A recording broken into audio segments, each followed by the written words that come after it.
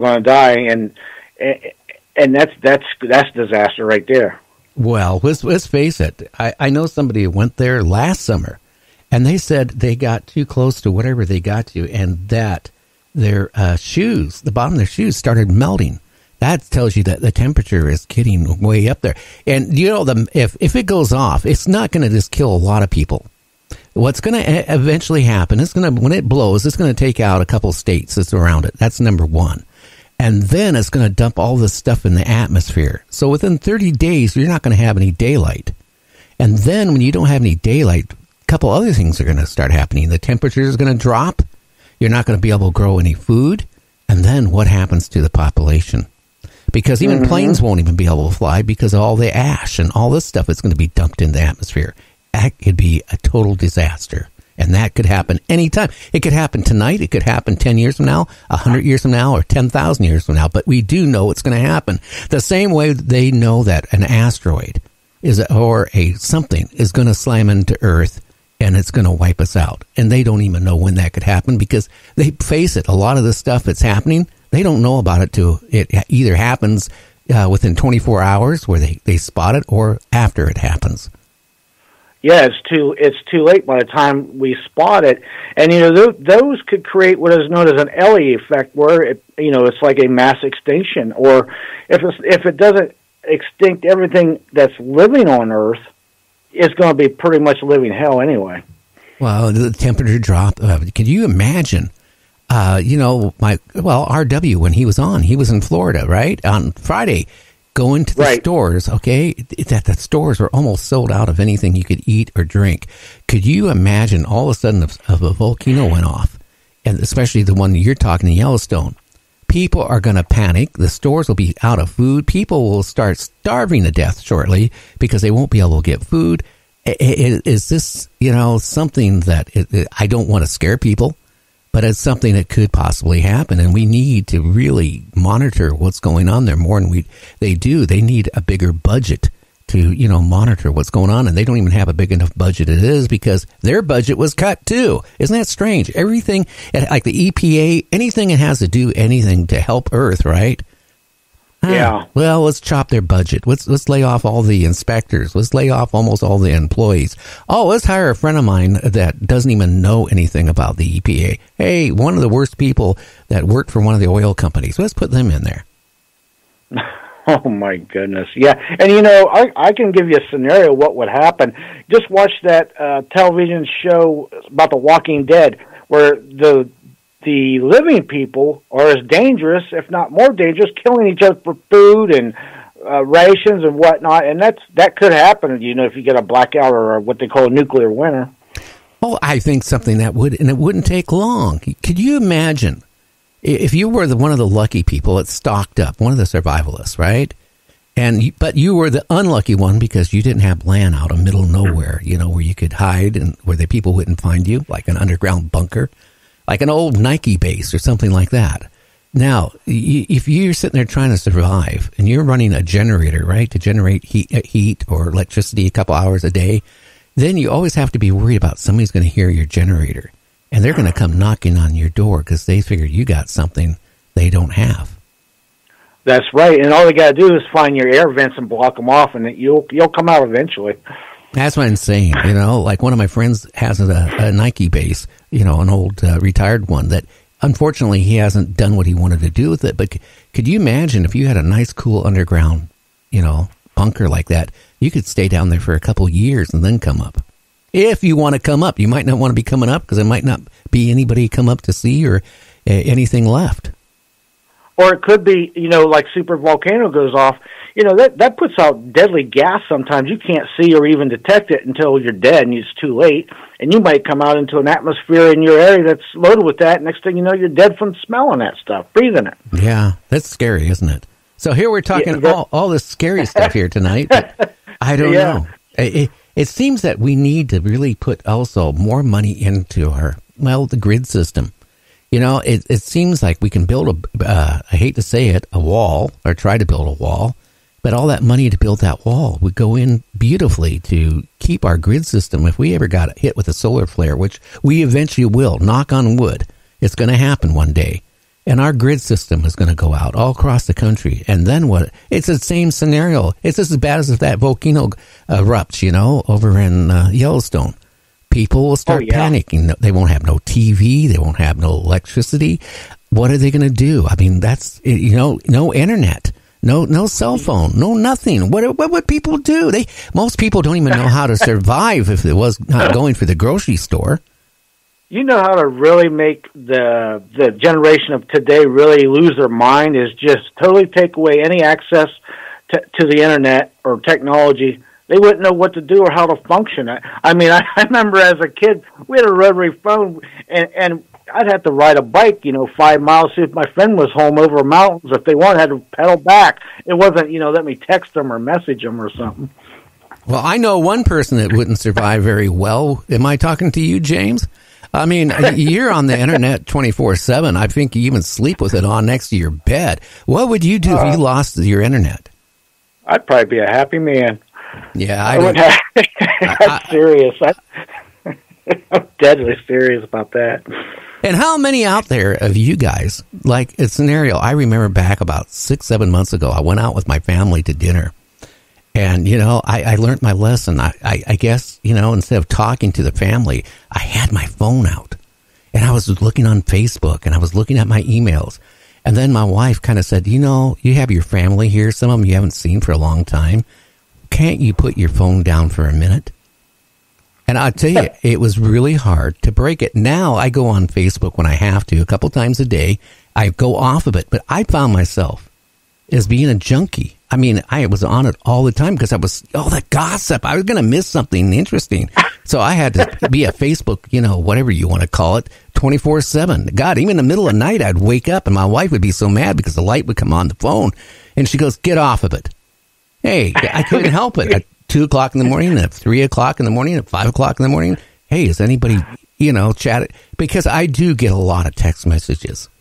Not just from Facebook, but from everywhere because of the show. And I try to answer everybody. But you know what? It's to the point now that I would have to hire somebody and they would have to be behind the computer 6 hours a day answering all these questions. Yeah, we're going to have to give you a sneak intervention and give you a rehab from the Facebook or internet or whatever you're addicted to there. That's funny. Now, I don't know. But you know what? I remember MySpace years and years ago. And I hate to say it, Facebook is going the same route as MySpace. I mean, you have to watch what you say or you get put in Facebook jail. If you sit there and actually do what it was meant to do, you'll get put in Facebook jail. And, and the whole point, I thought Facebook originally was you could make up to 5,000 friends, right? And post messages and your 5,000 friends would see your message. Nope, ain't happening. Like less than 5% of your friends, if you have 5,000 of them, will see what you post. They got smart, and what they did was it was like the drug dealer would give you a little bit, here, try this, and then when you come back like, oh, no, now you got to pay. So what Facebook did was, you got 5,000 friends, they all been seeing your stuff. Now, we're not doing that now, but if you give us so much amount of money, we'll boost your page, and so many people will see them. So they figured out a way to make money off of it. Oh, yeah, and that's the whole point. If you want to run a little ad to promote yourself on Facebook, hey, you better have a big bank account. Yeah, that's right. Yeah, you good point. Yeah. So how you been, James? Did you have a great weekend? Did you stay out of trouble? Did you spend your whole life on Facebook? No, I actually did stay out of trouble, and I took your advice. You said if you're going to do something that's bad, shut your curtains. That's what I did. I shut my curtains. I won't go there with a 10-foot pole. Maybe a 15-foot, but not a 10-foot. Yeah, right. Strange, James. I got to ask you a question. Did you hear these reports about the China rover finding some weird stuff on the dark side of the moon? Did you hear anything about that? You mean that? Well, that mushy, kind of slimy, sticky stuff. Yeah, like a gel-like stuff or slimy. Yeah, something like that. I don't know. Yeah, I kind of read about that. It makes me wonder how it got there. Yeah, exactly. Or who put it there? I don't know. I still got a funny feeling on the opposite side of the moon we can't see. Who knows? Maybe there's little micro cities there. Alien bases. Well, that would be nice to find out, wouldn't it? And that's another thing. How come we haven't been to the moon in 50 years? Well, what's up with that? Well, China will probably be back to the moon before we will. I tell you that. Yeah, and we're talking about going to Mars, and what time frame did they mention? I don't know. They keep moving it, closer. But you know what? I that's a one-way trip. I think if what they should do, go to the prisons, right, and find somebody, prisoners that's willing to go to the moon. Because you know what? I mean, not to the moon, but to the Mars. Because if you go average person, right, and you even take a girlfriend or a spouse with you, or they connect you with the equal amount, this amount of guys, this amount of women, that we send you to Mars, right? It's a one-way trip. And then, look how long it's going to take to get there, and then when they get there, it's scary. This is the thought of it. We're not ready to go to Mars yet. If we can't go build a outpost on the moon, how can we even think about going to Mars? That's so ludicrous. And the ironic thing was, I can remember no longer than that, maybe 15 years ago, they were saying by 2020 we'll be on Mars. Well, here it is, 2019, and they're still keep delaying it or whatever. But you're right. It has to be timed just perfect because of the orbits. You got to leave at a certain time just to cut the time travel down by like a year. I mean, it's just crazy amount of distance and time to get there. Oh yeah, and it's scary. Just the thought about it. Going for that many months and to get to Mars, and then it's a one-way trip, and we're not prepared for it. I mean, what's going to happen after a certain time they're on there? I mean, how are they going to generate oxygen? How are they going to generate food and keep going if something goes wrong? Let alone it's a one-way trip. I mean, you might be all psyched up on it at the start. Oh, I'm going to Mars. I'll be the first group of people going to Mars. And then you can imagine being on like month 1, month 2, month 3, month 10th on 12 on the, spacecraft going to Mars. Then it hits you. This is a one-way trip to nowhere. Well, with the technology that we supposedly only know of, I think it is impossible for us to go there for two factors. One, physically, our body just was not made to be in space. It just starts to break down, not to mention a 2-year trip. And then on top of that, you have the mental aspect. Could you imagine, like you just said, being jammed up with, a dozen people for 2.5 years? That's a recipe for disaster right there. Well, yeah, and let's say they send 5 men and 5 women, okay, and one of the men pass on and one of the women pass on. All of a sudden now you're going to have somebody that's jealous. Or even if so, you got 5 men, 5 women, and you're going up to Mars, right? And now, you're going to form some type of a bond together. Well, what happens if there's jealousy between these people, or if you don't like somebody? I mean, that's a commitment of a lifetime commitment.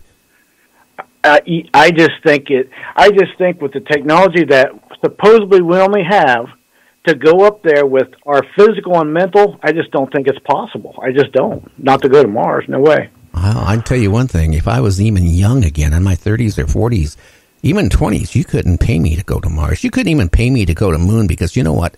I don't trust these rocket ships yet. I mean, they still have a tendency to go boom and make a big splash. Look what happened in Russia here recently with one of their nuclear-powered whatever devices rocket they were working on, and it took out a big area. Well, you mean you wouldn't want to get strapped to a big old V2 rocket and head to the moon? I don't want to get strapped to anything. God, no. And the whole purpose of what are we going to go to Mars for right now? We need to fix our own planet. Or do they know something is going on with our planet, okay, that they're not telling us? Maybe our planet, its orbit has changed. And that's what's causing, the Antarctica, and all these other places to kind of start melting, Greenland and all that stuff. That maybe things are going on, but maybe our planet is doomed down the road, but they don't want us to know about it. Right. And I can tell you this much just from living where I live for most of my life, but the weather patterns have changed by about 3 weeks to a month. In other words, spring comes later here and fall comes later. It's like 3 weeks to a month off from what it used to be from when I was a kid. And it's been a gradual change. And I don't know if you noticed that where you live on the West Coast or not, but that's what I've noticed